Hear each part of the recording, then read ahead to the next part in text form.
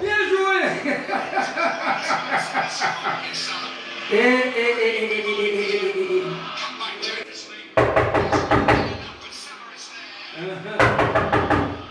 Nice.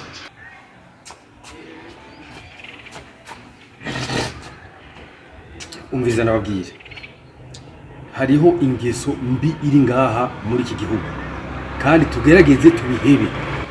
Ntibishoboka yuko umuntu ashobora kuja mu kabari ukamonopoliza toilette ukaja muri toilette. Deja amatoilette dufise ngahanye sinzi yuko arivyo bisabwa n'amategeko y'u Burundi, sindayimenya nzobitohoza. Ahantu hose ugenda usanga hari toilette de homme femme, ugacugenda muri toilette ugaca wicara muri toilette ukagira amabezo yawe ugaheza. Uhejeje ukaba uri kuri telefone uri kuraba match canke filme, uhaje amabezo yawe mugabo ukibagira yuko hari abandi bantu bakeneye kuja muri toilette. Iyo ngese rero nibayihebe, ou bien nihaze ibindi bintu bishasha. Basi nibongere ko ikintu kimwe, habe toilette homme femme, nibashire ko na enfant.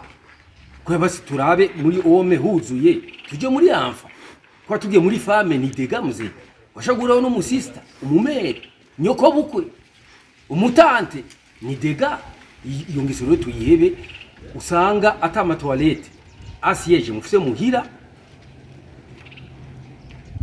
bireke ivyo bintu.